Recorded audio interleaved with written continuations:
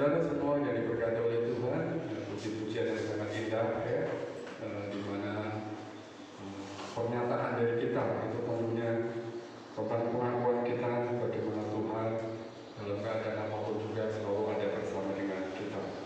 Nah, saudara yang dikasihi oleh Tuhan, hari ini kita akan kembali belajar firman Tuhan yang saya ambil ya dari kitab dari kitab Yosua pasal 1 ayat 1 sampai dengan 9. Yosua pasal 1 ayat 1 sampai dengan 9. Nah, kita akan baca bersama-sama ya, kita akan baca bersama-sama. Siapkan untuk Alkitab saudara, boleh juga yang bawa HP bukan HP, tapi kita baca firman Tuhan ditutup lagi. Ya, haleluya. Ya, silakan untuk Yosua pasal 1 ayat 1 sampai dengan 9.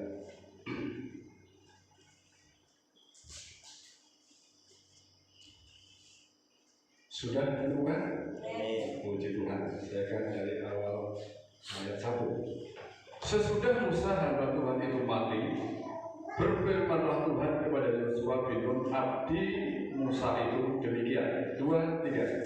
Hambaku Musa telah mati, sebab itu bersiaplah sekarang, seberangilah sungai Yordan ini, engkau dan seluruh bangsa ini, menuju negeri yang akan kuberikan kepada mereka, kepada orang Israel itu. Setiap tempat yang akan diinjak oleh telapak kakimu, kuberikan kepada kamu, seperti yang telah kujanjikan kepada Musa. 2, 3. Dari padang gurun dan gunung Libanon yang sebelah sana itu sampai ke sungai besar, yakni sungai Efrat, seluruh tanah orang sampai ke laut besar di sebelah matahari terbenam. Semuanya itu akan menjadi daerah. Seorang pun tidak akan dapat bertahan menghadapi engkau seumur hidupmu. Seperti aku menyertai Musa, demikianlah aku akan menyertai engkau. Aku tidak akan membiarkan engkau dan tidak akan meninggalkan engkau. 2, 3. Kuatkan dan teguhkanlah hatimu, sebab engkaulah yang akan memimpin bangsa ini, memilih negeri yang kujanjikan dengan sumpah pada nenek moyang mereka, untuk diberikan kepada mereka. Hanya kuatkan dan teguhkanlah hatimu dengan sungguh-sungguh. Bertindaklah hati-hati sesuai dengan seluruh hukum yang telah diperintahkan kepadamu oleh hamba-Ku Musa. Janganlah menyimpang ke kanan atau ke kiri, supaya engkau beruntung kemanapun engkau pergi. 2, 3. Janganlah engkau lupa memperkatakan kitab Taurat ini, tetapi renungkanlah itu siang dan malam, supaya engkau bertindak hati-hati sesuai dengan segala yang tertulis di dalamnya. Sebab dengan demikian perjalananmu akan berhasil dan engkau akan beruntung. Bukankah telah kuperintahkan kepadamu, kuatkan dan teguhkanlah hatimu, janganlah kecut dan tawar hati, sebab Tuhan Allahmu menyertai engkau kemanapun engkau pergi. Amin. Ini firman Tuhan yang luar biasa. Saya mau kasih judul ini saudara, jangan gentar ya. Jangan takut. Ini saya ambil dari ayat 9 pertama ya. Jangan gentar.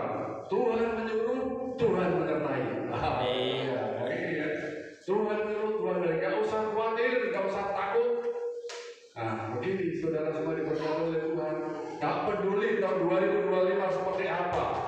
Panjang seekor Tuhan, rame-rame ke atas, malam-malam putus. Begitu. Nah, yuk Bapak Ibu yang diberkati oleh Tuhan, saya mau kasih tahu dulu ya, siapa sih sebenarnya Yosua itu? Yosua itu sebenarnya namanya adalah Hosea. Mungkin kita tidak pernah berpikir, ya Yosua adalah Yosua. Dia itu sebenarnya adalah Hosea. Nah, Bapak Ibu Saudara semua, ini dapat saudara baca itu di dalam kitab Bilangan pasal 13 ayat 8. Ya, di dalam kitab Bilangan pasal 13 ayat 8, ketika Musa menyuruh 12 pengintai untuk mengintai tanah Kanaan, itu tidak ada namanya Yosua, nggak ada. Tapi yang kita dengar selama ini kan Yosua sama Kaleb itu ada 12 orang. Nah, di situ nggak ada nama Yosua. Yosua yang dimaksud adalah Hosea yang disebutkan di dalam kitab Bilangan pasal Bilangan 13 ayat 8. Dia dari suku Efraim, ya. Dia dari suku Efraim. Musa kemudian memanggilnya begini, Yehosua, ya, Yehosua, yang kemudian lebih familiar kita panggil Joshua. Nah, begitu. Ya, jadi kalau kita cari 12 dari daftar pengintai, nggak ada itu nama Joshua. Yang ada adalah nama Hosea. Nah, mungkin kita belum tahu. Siapa yang baru tahu? Hah? Ya, ya kan? Tapi karena kita tahu, oh itu Joshua. Ya, Hosea itu saudara. Ya, di dalam ayat Bilangan 13 ayat 16 itu dikatakan dengan jelas di situ, ya, bahwa adalah Hosea yang dimaksud adalah Yosua itu sendiri. Dia membantu Musa, ya, dia membantu Musa, salah satu dari 12 pengintai yang dikirim Musa. Namanya boleh dikenal orang, namanya menjadi viral. Nah, sekarang istilahnya seperti itu. Namanya menjadi sangat terkenal ketika bangsa Israel melawan bangsa Amalek. Dia menjadi orang kepercayaan Musa. Mungkin kita, oh kalau di sini misalnya saya suruh seseorang, ya kamu kerjakan itu ya, kemudian berhasil dan sukses. Nah, benar orang itu akan menjadi terkenal. Nah, Yosua juga demikian. Ketika perang dengan Amalek, ini semakin tenar saja ini, semakin terkenal sekali ya. Nah, setelah Musa mati, saudara ya, setelah Musa mati, dialah yang menggantikan Musa. Yosua ya ditunjuk untuk memimpin membawa bangsa Israel masuk ke tanah Kanaan. Dia adalah pemimpin bangsa Israel menggantikan Musa. Yosua pasal 1 ayat 1 dari dikatakan demikian. Ya. Kemudian dia pemimpin bangsa Israel masuk serta untuk merebut tanah Kanaan.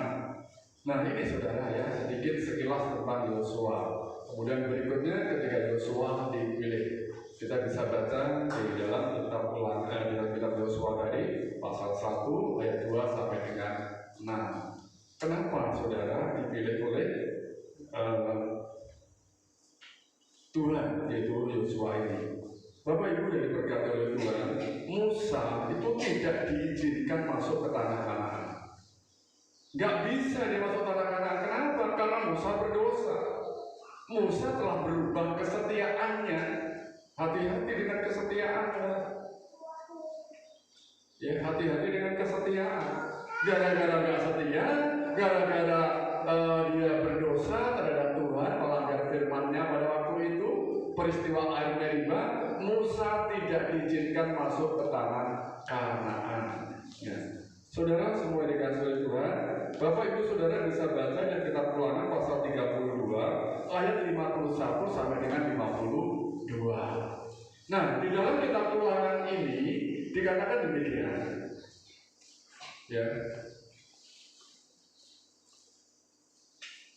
Oleh sebab kamu telah berubah setia terhadap aku, di sini adalah Tuhan, di tengah-tengah orang Israel dekat mata air Meribah di Kades di padang gurun Zin, dan oleh sebab kamu tidak menghormati kekudusanku di tengah orang-orang Israel, engkau boleh melihat negeri itu terbentang di depanmu, tetapi tidak boleh ke sana, ke negeri yang telah kuberikan kepada orang Israel. Nggak bisa. Melihat boleh, ya, lihat boleh, sentuh jangan. Ini kalau bahkan di supermarket boleh lihat, tapi sentuh berarti beli. Nah, ini Musa nggak diizinkan untuk masuk ke dalam tanah Kanaan gara-gara dia berubah setia, gara-gara dia tidak menghormati kekudusan Tuhan, firman Tuhan pada waktu itu diabaikannya. Oleh sebab itu, di dalam Ulangan pasal 1 ayat 38, firman Tuhan datang kepada Musa.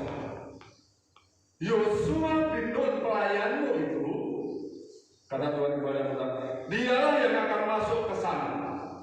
Dialah yang akan masuk ke tanah perjanjian. Berikan kepadanya semangat, sebab dialah yang akan memimpin orang Israel sampai mereka memiliki negeri itu. Yosua ditunjuk, Yosua dipilih oleh Tuhan lewat Musa. Musa kasih tahu pelayanmu, abdimu itu, kasih tahu dia nanti yang akan memimpin bangsa Israel masuk ke negeri itu. Kasih semangat dia, ya, kasih semangat, jangan kasih kendor, kasih semangat, kata Tuhan begitu. Nah, kemudian dalam kitab Bilangan pasal 27 ayat 18, di sana juga dikatakan, lalu Tuhan berfirman kepada Musa, ambillah Yosua bin Nun, seorang yang penuh roh, letakkanlah tanganmu atasnya. Nah ini saudara ya, letakkanlah tanganmu atasnya. Artinya apa? Tumpang tangan kamu di atas daripada Yosua ini. Nah ini seorang pemimpin ketika menugaskan ada tumpang tangan di sana. Ya, artinya apa? Ada suatu penugasan yang resmi, betul-betul diakui. Ya, tumpang tangan. Nah, lakukan itu di depan Imam Eleazar. Dan Musa melakukan seperti yang diperintahkan Tuhan. Dia tumpang tangan kepada Yosua. Pada waktu itu Yosua berdiri di hadapan Imam Eleazar dan di depan seluruh umat pada waktu itu. Ini penugasan yang resmi, saudara. Ya. Ya. Dia meletakkannya. Jadi saudara, kalau kita baca dari firman Tuhan ini, sebenarnya Musa itu diganti bukan karena dia mati, ya, bukan karena dia mati saja. Walaupun Musa masih hidup, dia nggak akan bisa masuk ke tanah perjanjian karena apa? Dia berdosa. Memang pas pada waktu itu mati, Yosua tetap diangkat oleh karena kehendak Tuhan. Kalau Musa masih hidup, nggak akan itu Musa itu sampai ke tanah perjanjian. Nah, tahun 2025 ini saudara, ini sudah di minggu kedua. Ya. Kita sudah berada di minggu kedua. Mari kita awali dengan setia. Amin. Kita awali dengan setia. Kita jalani dengan setia dan kita akhiri juga dengan setia. Jangan seperti Musa. Setia di awal, kemudian di tengah-tengah dia melanggar daripada kebenaran firman Tuhan, hingga dia tidak diizinkan untuk masuk ke tanah perjanjian, hanya boleh lihat saja. Itu disampaikan. Bapak Ibu juga diberkati oleh Tuhan. Jangan sampai ada ketidaksetiaan di antara perjalanan kita dari awal hingga sampai akhir. Pak, bagaimana kalau seperti puasa di awal dimulai langsung di akhir, tapi di tengah nggak puasa? Tidak seperti itu.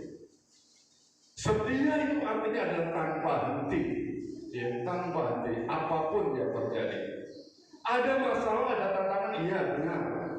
Saudara semua yang dikasih oleh Tuhan, saya dulu pernah seseorang itu meninggalkan suatu persekutuan, ya, meninggalkan suatu ibadah, meninggalkan yang namanya komunitas dengan alasan, oh aku nggak cocok dengan komunitas ini, aku nggak cocok dengan orang-orang ini. Dia kemudian pergi tinggalkan. Sementara saya juga ada bersama-sama dengan dia, satu komunitas dengan dia. Saya bilang saya akan tetap setia meskipun di dalam keadaan kurang baik. Kalau yang kurang baik berarti saya harus berperan untuk memperbaiki. Nah, kadang-kadang kesetiaan itu seperti itu, dituntut seperti itu, bukan minta semuanya baik.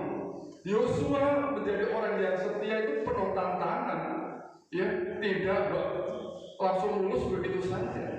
Ada tantangan, ada banyak persoalan yang dia hadapi. Nah, kita juga boleh seperti itu dari awal, kemudian di tengahnya, kemudian juga sampai akhirnya itu tetap setia. Musa tidak bisa melihat, tidak bisa masuk ke tanah Kanaan. Adalah karena ketidaksetiaannya dia berubah setia.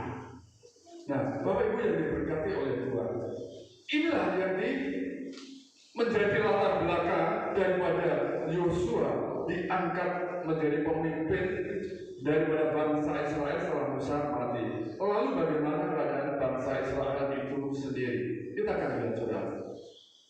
Bangsa Israel, ya, ini tentu bukan tugas yang mudah, ya, bukan tugas yang mudah bagi Yosua, karena dia harus memimpin 2 juta umat Israel yang tegar teguh. Bangsa Israel itu saudara yang diberkati oleh Tuhan. Itu bangsa yang tegar tengkuk. Tahu Bapak Ibu saudara tegar tengkuk? Di dalam kitab Kejadian Keluaran pasal 33 ayat 3 dan 5. Di sana betul-betul dikatakan oleh Tuhan sendiri, sebab aku tidak akan berjalan di tengah-tengahmu. Nah ini hati-hati. Sebab aku tidak akan berjalan di tengah-tengahmu. Karena engkau ini bangsa yang tegar tengkuk. Nah, orang-orang yang tegar tengkuk, Tuhan itu nggak akan ada di sana. Nggak akan dia ada di sana. Kemudian di dalam ayat 5 juga dikatakan, kamu ini bangsa yang tegar tengkuk. Jika aku berjalan di tengah-tengahmu, sesaat pun tentulah aku akan membinasakan kamu. Habis. Saudara semua yang dikasih oleh Tuhan, ini bukan tugas yang mudah. Memimpin 2 juta manusia yang tegar tengkuk. Apa itu tegar tengkuk? Ya. Apa itu tegar tengkuk? Tegar tengkuk itu adalah istilah dalam Alkitab untuk menyatakan kebandelan, untuk menyatakan kedegilan hati manusia yang tidak meresponi tuntunan atau perintah Allah. Gambaran orang yang tidak mau menuruti atau melakukan perintah Tuhan itu namanya tegar tengkuk. Ya. Orang yang tidak merespon firman Tuhan, tahu tapi tidak merespon, itu adalah orang yang tegar tengkuk. Sudah dinasihati, sudah ditegur baik-baik, tapi juga tidak merespon, malah meremehkan, itu namanya orang tegar tengkuk. Apa itu tegar tengkuk, saudara? Ini tegar tengkuk itu adalah keras kepala. Keras kepala, sebal. Ini dalam bahasa kita sehari-hari itu orang yang bodoh, tidak taat, tidak setia, tidak patuh, dan tidak mau menurut. Itu orang-orang yang tegar tengkuk. Ya, itu orang yang tegar tengkuk.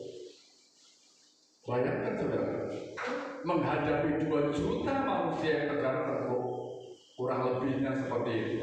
Ya, 2 juta manusia. Kita menghadapi 1 orang yang tegar tengkuk saja, pusing, kita sakit kepala. Anak-anak kita saja mungkin tidak mau menurut kita juga sakit kepala. Ya, kita pusing. Anak gak mau menurut, anak gak taat. Ini gambaran daripada Yosua di mana harus memimpin bangsa Israel pada waktu itu. Betapa susahnya. Bayangkan kita punya 5 anak, kalau mereka ada tegar tengkuk atau mereka adalah keras kepala. Dikasih tahu bukan dengar-dengaran tanpa membantah. Dikasih tahu bukan yang mau melakukan tetapi malah menolak, melawan dengan kita, tidak mau menurut. Nah, saudara semua yang dikasih Tuhan, 2 juta orang seperti ini dihadapi oleh Yosua pada waktu itu. Menghadapi 1 kakak saja sudah sulitnya luar biasa. Sulit menghadapi orang-orang yang demikian. Ini Yosua berhadapan dengan 2.000 jiwa atau kurang lebih 1.000 kakak. Saudara semua yang diberkati oleh Tuhan, ini masalah yang sangat serius, persoalan yang pertama. Yang kedua, ketika nanti mereka itu akan masuk ke dalam tanah Kanaan, mereka itu akan berhadapan dengan bangsa-bangsa Kanaan. Bangsa-bangsa yang tidak mengenal Allah, bangsa-bangsa yang tidak mengenal Tuhan. Dia akan menyerang bangsa Israel, akan berhadapan dengan Yosua. Ini tantangan yang akan dihadapi oleh Yosua. Orang-orang Amori, orang Kanaan, orang Feris, orang Het, orang Yebus. 6 bangsa inilah nanti yang akan melawan, yang akan menghadapi, yang akan berperang melawan daripada orang-orang Israel. Jadi saudara bisa bayangkan ya, dari dalam itu ada orang-orang dia sendiri, orang-orang yang tegar tengkuk yang tidak bisa diatur. Itu keluarga sendiri, itu dari dalam. Sementara dari luar juga demikian. Nah, Bapak Ibu yang diberkati oleh Tuhan, 2 tantangan, 2 persoalan besar yang dihadapi oleh Yosua. Bangsanya sendiri, kurang lebih 2 juta orang, kemudian juga dari luar bangsa-bangsa di Kanaan yang siap menerannya, kurang lebih 6 bangsa. Mengerikan ini saudara, ya. Nah, Bapak Ibu semua yang diberkati oleh Tuhan. Nah, Tuhan tahu ya, Tuhan tahu bahwa ini bukan hal yang mudah bagi Yosua, bukan hal yang gampang bagi Yosua untuk membawa bangsa Israel masuk ke tanah Kanaan. Tuhan tahu bahwa Yosua ini akan tawar hati, mungkin juga akan kecut hatinya, perasaannya, dan lain sebagainya. Itu sebabnya Tuhan berkata seperti apa? Kata Tuhan kepada Yosua, kuatkan dan teguhkan hatimu. Kuatkan dan teguhkan hatimu, Yosua. Sebab engkaulah yang akan memimpin bangsa ini memiliki negeri yang kujanjikan dengan bersumpah kepada nenek moyang mereka untuk diberikan kepada mereka. Tuhan telah berjanji dengan bersumpah kepada generasi kedua, keturunan kedua daripada bangsa Israel akan diberikan tanah Kanaan. Jangan sampai ini tidak terjadi kalau engkau lemah. Engkau ini adalah pemimpin, kata Tuhan kepada Yosua. Seakan-akan Tuhan berkata seperti Yosua, pun jangan takut. Ya, Yosua harus berani. Bukankah telah kuperintahkan kepadamu, kuatkan dan teguhkan hatimu, di dalam ayat yang ke-9. Ya. Jangan kecut dan tawar hati, janganlah gentar maksudnya. Ya. Begitu saudara, ya, kuatkan dan teguhkan hatimu itu dalam terjemahan arti apa? Kuat dan beranilah. Ya, kuat dan beranilah. Jangan kamu takut. Makanya ditegaskan di dalam ayat 9, kamu jangan gentar, kamu jangan takut untuk masuk ke tanah Kanaan. Saudara semua yang dikasihi oleh Tuhan, apa yang akan terjadi dengan generasi kita? Kita ini para orang tua. Kita ini punya generasi anak-anak kita. Anak-anak yang dalam pertumbuhannya, masa-masa perkembangannya di dalam pengawasan kita. Bagaimana ketika diberi pertanggungjawaban seperti itu? Kalau kita adalah takut, kalau kita adalah gentar, jangan-jangan nanti seperti ini, banyak tantangan yang saya hadapi dan lain sebagainya. Bapak Ibu yang diberkati oleh Tuhan, jika kita sendiri bimbang dan takut, jika kita tidak setia seperti Musa, lalu bagaimana dengan generasi kita? Kalau ini tentang diri kita sendiri nggak masalah. Kalau ini bicara tentang diri kita sendiri nggak masalah. Tetapi ini berbicara tentang generasi yang akan kita bawa. Anak-anak kita yang akan kita bawa di tahun 2025 hingga tahun-tahun ke depan. Kalau kita lemah, kita takut, kita kemudian tawar hati, kecut dan lain sebagainya, bagaimana dengan anak-anak kita? Ini yang menjadi masalah. Kalau kita mati sudah selesai, tidak ada permasalahan. Tetapi bagaimana ketika kita mati, kita tinggalkan orang anak-anak kita tapi tidak di dalam pimpinan Tuhan. Tetapi puji Tuhan, ketika ketika Musa mati, ada Yosua. Jadi nggak ada masalah. Masalahnya kan kalau kita mati, kemudian nggak ada lagi yang bisa meneruskan. Contohnya Yosua sendiri. Yosua nggak punya generasi penerus. Yosua nggak ada kader di sana. Wah, ini bahaya. Yosua memang pemberani, Yosua kan luar biasa. Tapi bagaimana pengkaderan, bagaimana generasi selanjutnya? Nah, kita sebagai orang tua punya tanggung jawab. Generasi kita saat ini sudah kita pimpin atau belum? Mungkin anak-anak kita memang anak-anak yang mungkin agak keras kepala, agak bandel, mungkin dia tidak menurut dan lain sebagainya. Tidak mau dengar-dengar. Tetapi saudara semua dikasih oleh Tuhan, seperti yang dikatakan oleh kuatkan dan teguhkan hatimu, ya, kuatkan dan teguhkan hatimu. Jika kita takut, Tuhan pun juga berkata jangan takut. Jika kau khawatir, Tuhan pun berkata juga jangan khawatir. Ingat saudara, Tuhan menyuruh, Tuhan menyertai. Amin. Amin. Tuhan menyuruh kita, Tuhan menyertai kita. Haleluya. Ya.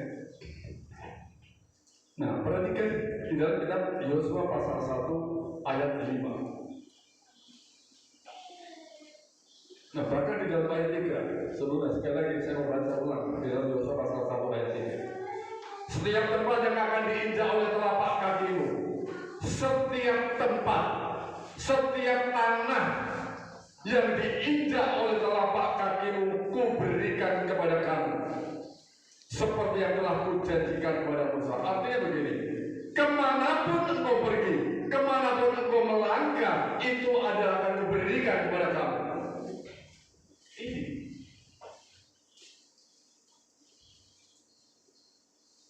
Ini janji Tuhan, janji penyertaannya. Ya. Kemudian di dalam ayat 5, aku tidak akan membiarkan engkau dan tidak akan meninggalkan engkau. Haleluya. Aku gak akan meninggalkan engkau, gak akan membiarkan engkau.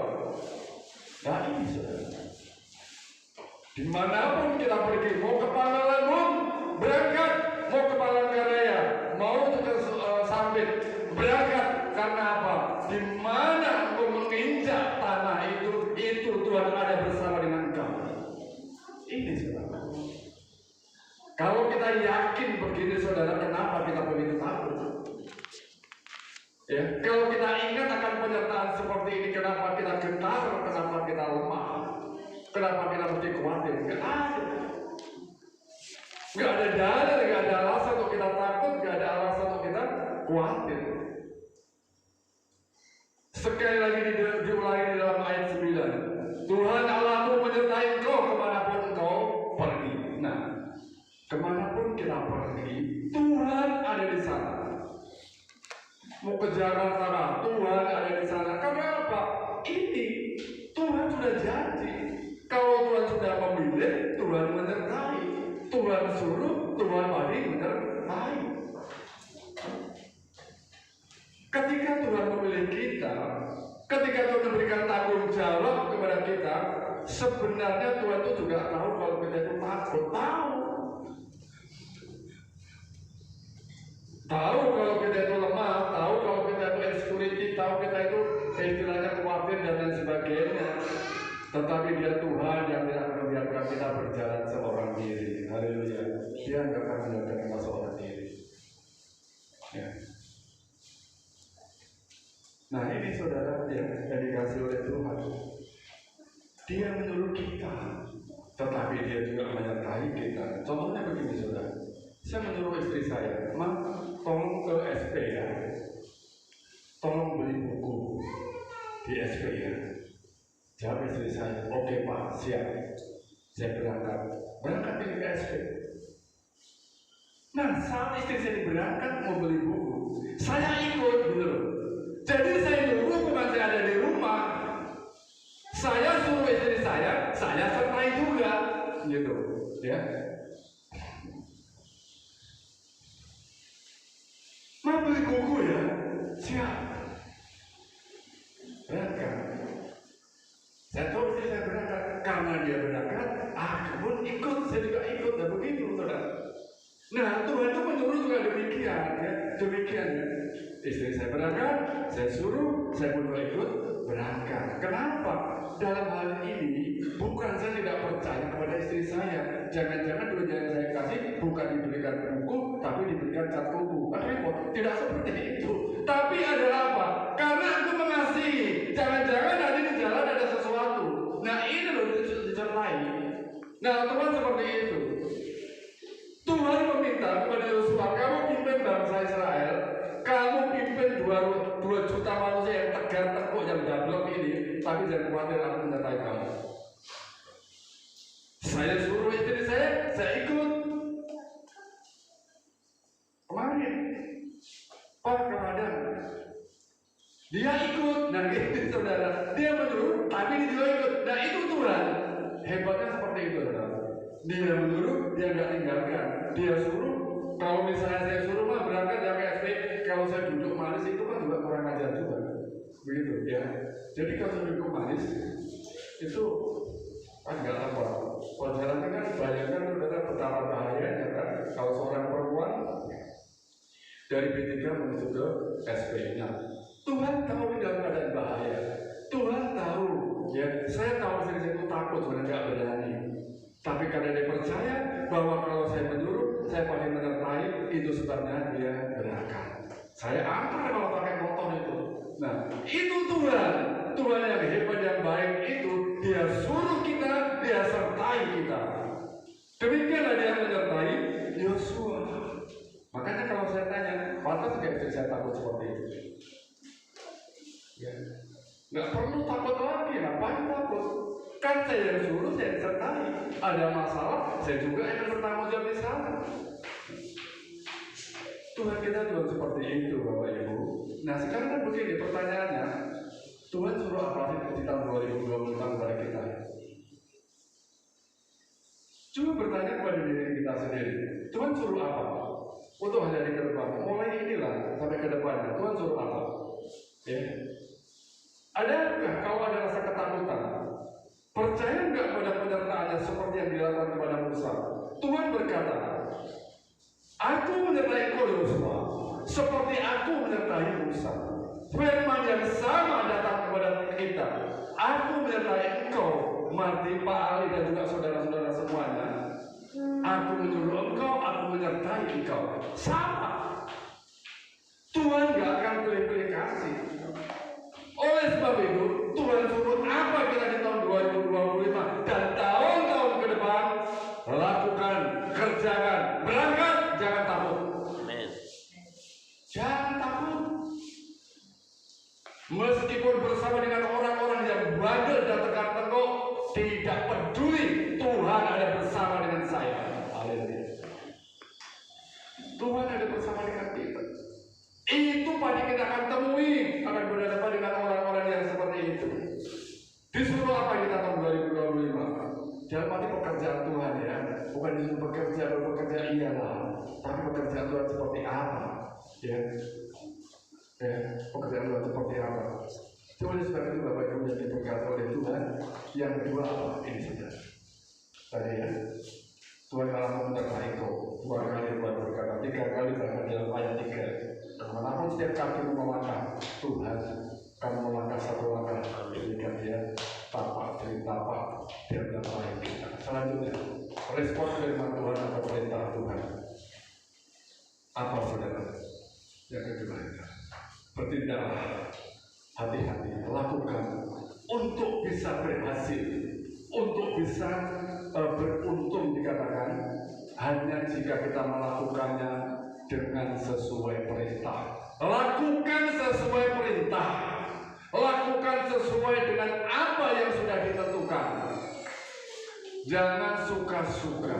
Disuruh beli buku ya beli buku, bukannya beli baju. Nah itu maksudnya. Beli buku sesuai perintah. Hati-hati. Yosua pasal 1 ayat 7. Minta tolong sekali lagi dibacakan. Yosua pasal 1 ayat 7 dan 8 bergantian dengan saya.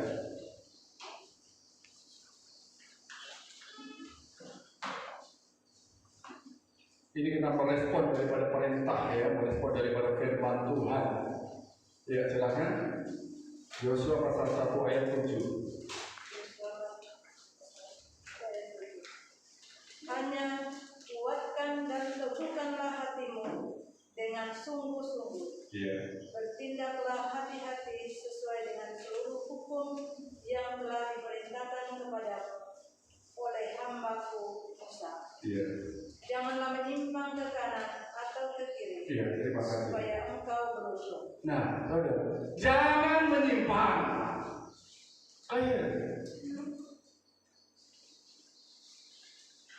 Lakukan itu semuanya seperti yang telah diperintahkan kepadamu, seperti oleh hamba-Ku Musa. Jangan menyimpang ke kanan atau ke kiri.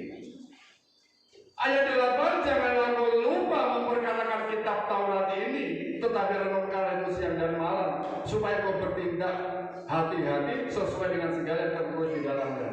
Nah, apa yang diperintahkan, apa yang ditulis, lakukan, gak usah ditawar. Mungkin berat, ya. Melakukan perintah Tuhan itu berat. Kalau apa? Karena melawan kedagingan kita. Tapi kalau kita berbicara tentang roh, enteng saja sebenarnya itu. Ya, enteng saja, ringan saja. Tapi karena ini bertentangan dengan keyakinan kita, oh, berpersepuluhan itu berat karena banyak sekali. Oh, kalau misalnya ini dan itu berat, aku lakukan ini, ibadah berat, persekutuan berat dan lain sebagainya. Saudara semua yang dikasih Tuhan, kalau kita sadar bahwa persekutuan itu penting, ibadah itu penting, berguna untuk hidup kita akan lakukan itu. Tapi kalau kita memberontak itu seakan-akan tidak berguna, yang menjadi berat. Makanya orang yang dekat dengan Tuhan, dengan orang yang jauh dengan Tuhan, ada dua hal. Kira-kira mana yang gampang meninggalkan Tuhan? Mana yang gampang meninggalkan persekutuan? Salah satu indikasi kemunduran rohani apa? Mereka mulai pelan-pelan daripada meninggalkan persekutuannya. Ibrani 10 ayat 25, jangan tinggalkan persekutuan. Nah, kalau sudah seperti itu pelan-pelan itu tanda-tanda kemunduran rohani. Ini untuk indikasi daripada diri kita sendiri, tidak melihat orang lain. Kalau diri kita seperti itu, berarti ada tanda-tanda kemunduran daripada rohani kita. Ya. Yang berikutnya, saudara, bertindak hati-hati sesuai dengan hukum. Ya, perkatakan, renungkanlah firman Tuhan, katakan firman Tuhan, ada apa? Beritakan, sampaikan itu kepada orang-orang Israel, kepada bangsa Israel. Katakan itu, katakan kepada anak-anakmu yang firman Tuhan ini punya seperti ini. Lakukan, renungkan. Ya, perkatakan itu semuanya. Yang ketiga adalah jangan tegak tengkuk, ya, jangan gablek, saudara itu. Bapak Ibu yang dikatakan oleh Tuhan. Di dalam kitab Keluaran di atas, saudara, mengapa si Allah tidak mau berada di tengah-tengah umat Israel? Mengapa Allah itu tidak mau berada di tengah-tengah kita? Ya, tadi dikatakan adalah karena apa? Bangsa itu adalah bangsa yang tegak tengkuk. Coba bayangkan kalau kita ini semuanya dablek semuanya, nggak mau dengar-dengaran semuanya, apa terjadi? Allah nggak ada di situ. Ya, Allah memang mengasihi kita, iya, tapi Dia menyuruh nabi-nabinya, menyuruh adalah orang-orang suruhannya, disuruh itu, tapi tidak Allah sendiri berada di sana. Ya, hati-hati dengan kebandelan atau daripada kedegilan hati kita. Mengapa Allah tidak menyertai kita? Ya bisa jadi karena kita tegak tengkuk, bisa jadi karena kita memberontak firman Tuhan, bisa jadi kita tidak melakukan firman Tuhan, bisa jadi seperti itu. Oleh sebab itu di tahun ini jangan sampai lagi kita untuk menyimpang ke kanan atau ke kiri atau melakukan sesuatu di luar daripada perintah Tuhan, ataupun mau kita menjadi orang-orang yang tegak tengkuk. Jangan lagi. Ya, Tuhan tidak akan ada di tengah-tengah kita. Ya. Banyak pergumulan yang kita hadapi, saudara, di tahun 2020.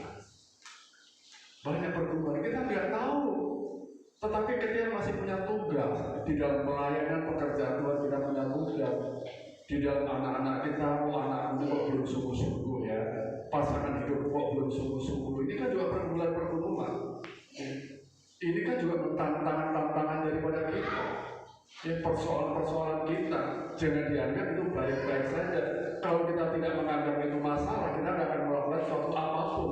Kita tidak akan bergerak melakukan suatu apapun juga. Oleh sebab itu, ya, saudara semua dikasih oleh Tuhan, banyak pergumulan nanti akan kita hadapi di tahun 2025 dan tahun-tahun ke depan. Matius, ya, Matius 24 ayat 6 berkata begini. Matius 24 ayat 6. Nah, kamu akan mendengar dulu perang atau kabar-kabar tentang perang, namun berawas-awaslah, jangan kamu gelisah, sebab semuanya itu harus terjadi. Tetapi itu belum kesudahannya. Kamu akan mendengar peperangan dan kabar-kabar tentang perang. Ini sudah. Kita mendengar kabar dan sudah ada perang. Bahkan akhir-akhir ini di LA, Los Angeles, Amerika Serikat, separuh itu hangus terbakar. Habis itu kota LA itu, Los Angeles itu. Sampai sekarang belum bisa dipadamkan. Kita akan mendengar kabar-kabar yang demikian. Mungkin kita kasihan iya, mungkin kita juga begitu ya, rupanya kabar yang kami dengar itu. Ternyata dikatakan firman Tuhan adalah benar. Apa kok perang yang sekarang ini di Gaza juga belum selesai, kemudian juga di Ukraina juga belum selesai, masih terus perang, belum di tempat-tempat lain lagi. Kalau Bapak Ibu Saudara baca berita betapa mengerikan itu daripada kota Los Angeles, betul-betul ludes terbakar itu saudara. Belum semuanya, sisi terbakar habis, sebelahnya adalah hujan atau badai salju.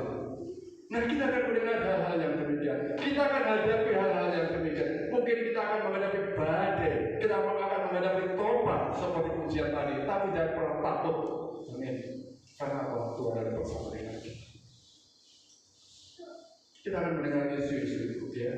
Mungkin kita akan menghadapi masa-masa yang sulit. Kita akan menghadapi masa-masa yang susah. Iya, akan datang kepada kita.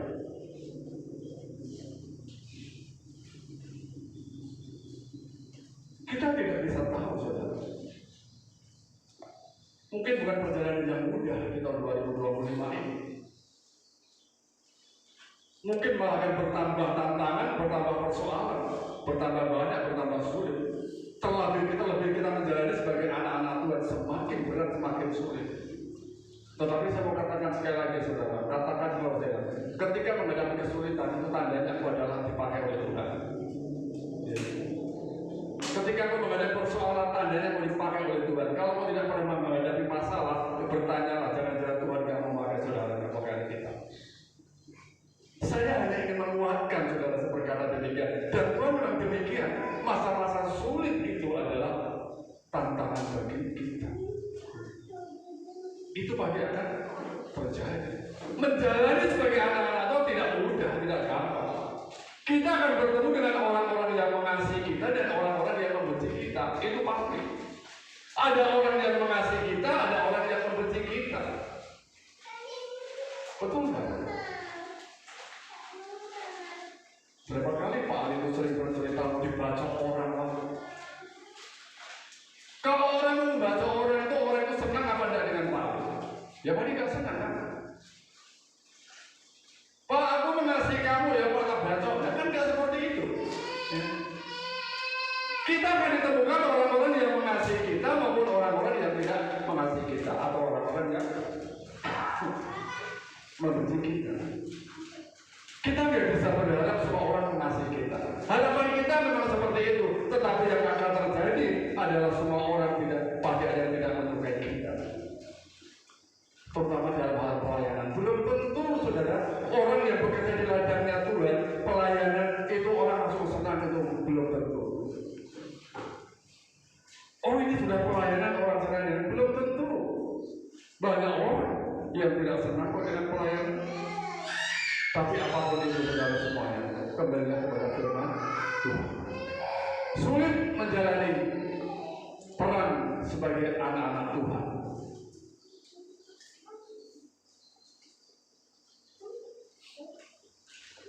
Bapak Ibu semua dikasih oleh Tuhan. Nah ini saudara. Allah tahu bahwa kita lemah, ngerti dan kemampuan kita terbatas. Allah tahu bahwa kita tidak mampu jika menghadapi dan menjalani semua itu sendiri. Ngerti ya. Saya tahu mesin lemah, dia tidak akan mampu untuk bisa berjalan sampai daripada SP, tidak akan mampu.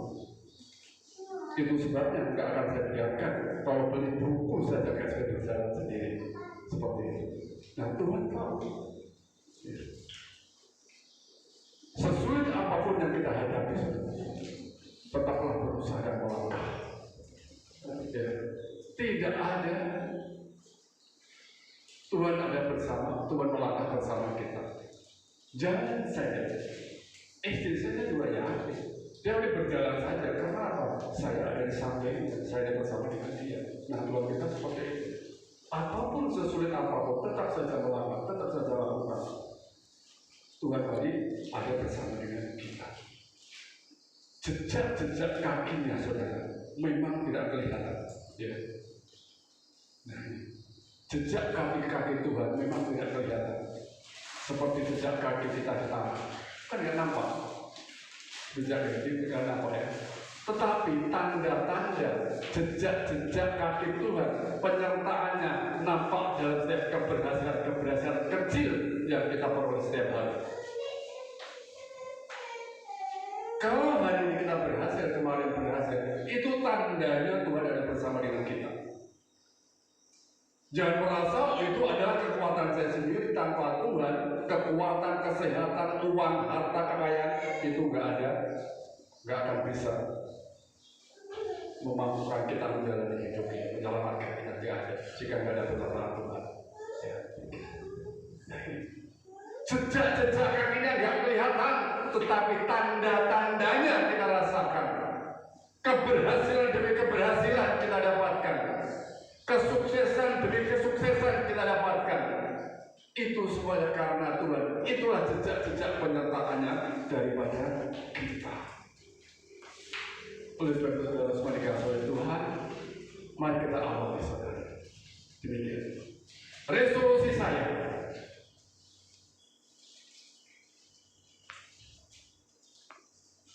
saya tidak hanya untuk memulai tahun ini dengan baik, tetapi untuk mengakhiri hidup saya dengan baik di hadapan Tuhan. Jangan awali dengan baik, tetapi diakhiri dengan sesuatu yang tidak baik. Tapi awali tahun ini dengan baik, jalani dengan baik, kemudian akhiri juga dengan baik. Kalau tadi di awal saya katakan, jalani dengan awal dengan setia, lakukan dengan setia, akhiri dengan setia. Nah, ini saudara semua diberkati oleh Tuhan. Tuhan Yesus memberkati. Satu kebenaran firman Tuhan lagi, saya undang pemain musik untuk masuk ke depan.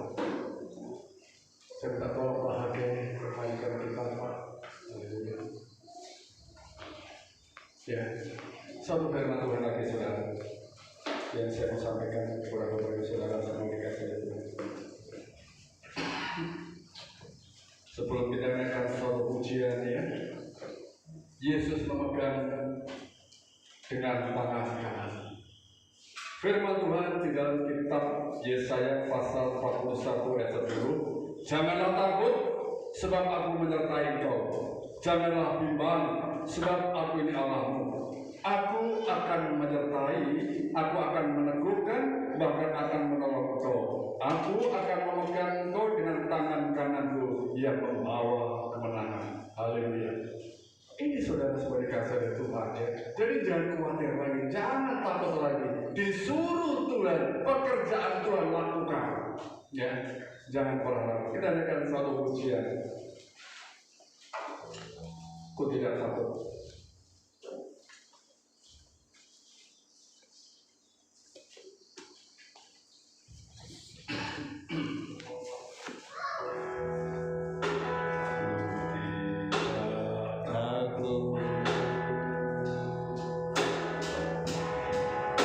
Maka